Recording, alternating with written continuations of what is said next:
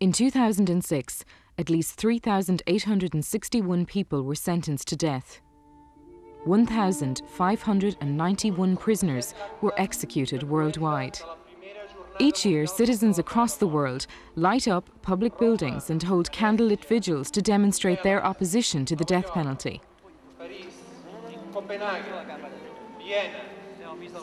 Cities for Life, Cities Against the Death Penalty, has become an annual event organised by the Rome-based St Egidio community.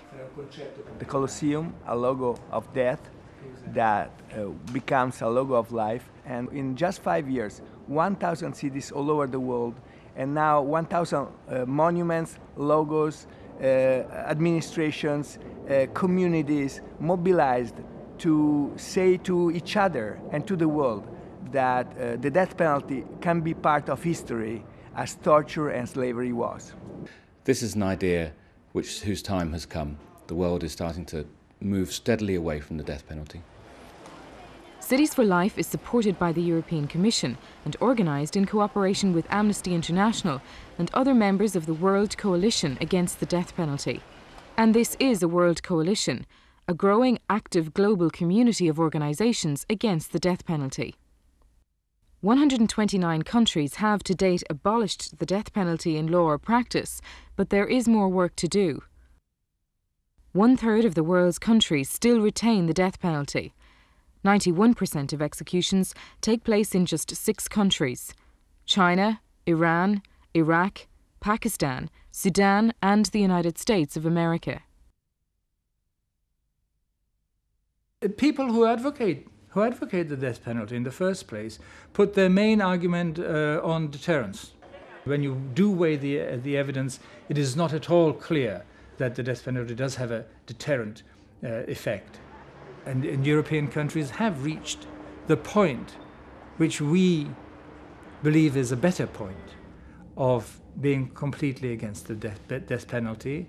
And of course we know at the same time that not every other developed country has reached that point, never mind countries which are at a different stage of development. The European Parliament has adopted a resolution calling for the universal abolition of the death penalty to be made one of the fundamental objectives of the European Union. The EU supports activities around the world by encouraging public debate and by putting political pressure on retentionist countries to abolish the death penalty. Among the basic values that we in Europe cherish is human dignity and inviolability of the human person. Almost by definition, telling another country how it should handle its domestic issues is in a way interference in the business of other countries. But we don't shy away from interfering in other countries' internal business when this internal business goes this strongly against our elementary values. But another elementary value for many governments is to be seen to be tough on crime. The Philippines is one of only 4 countries that reintroduced the death penalty, which they did in 1993. There were actually 52 crimes that were punishable by the death penalty. So that's a lot, huh? 52 crimes. Being tough on crime does not mean there is public support for the death penalty. The Philippine Commission on Human Rights secured EU funding for their movement for restorative justice. They formed a network of NGOs to increase pressure on the government. The irreversible nature of the death penalty and the potential for miscarriages of justice were their central arguments. Human systems are not infallible. There will be errors. Even the justices everywhere had written about how many cases had been shown to have been reviewed all the way up to the Supreme Court, and yet later on it turns out that injustice was done. In 2006, the Philippines re-abolished the death penalty. The Philippines is an example of how the EU is influencing the debate. And potential for miscarriages of justice is also an argument that is holding the attention of legislators in the United States. The Washington-based Death Penalty Information Center monitors public opinion and tracks progress on the issue across the US. What's happened in the past 10 years is that science has come along to show the fallibility of the death penalty system. Since the death penalty was reinstated in this country in the early 1970s, there's been 124 people freed from death row, not just their sentence overturned, but their whole conviction thrown out. Half of the US executions in 2006 happened here in Huntsville, Texas. Texas recently had its 400th execution since the death penalty was reintroduced. With executions so commonplace, lobbyists here face an uphill battle. People in Texas are really not that much different than other places. They really aren't. But they are uneducated on this, and there's a lot of political pressure. So what we have to do is to counter that political pressure with our educational work. We need the support of people in the other parts of the United States. We need international support. And so the support that we get from people in Europe is extremely important to us. The abolitionist movement in America is closely watching developments in New Jersey. Here, a state Senate committee passed a bill which, if it becomes law, would make New Jersey the first state to abolish the death penalty in over 30 years.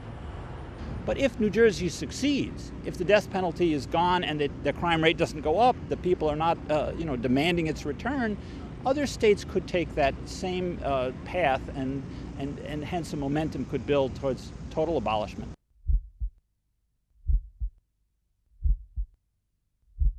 Countries where violence is still a fresh memory have a particular outlook on the use of the death penalty.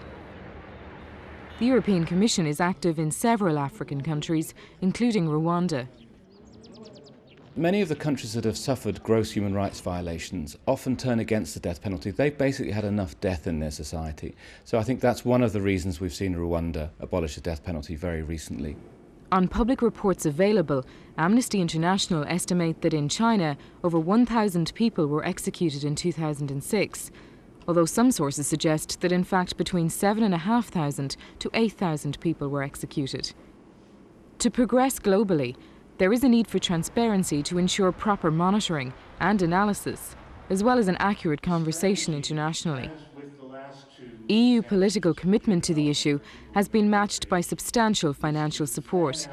More than €15 million has been allocated to support civil society projects on this issue since 1994. In the last 10 to 15 years, we've seen 2 to 3 countries a year abolish the death penalty, and that's startling progress towards a world free of executions. And I think as that builds momentum, that fact that so many countries are getting rid of the death penalty, that's put pressure on the countries that continue to execute, and that is why many of them are now starting to reconsider their use of the death penalty.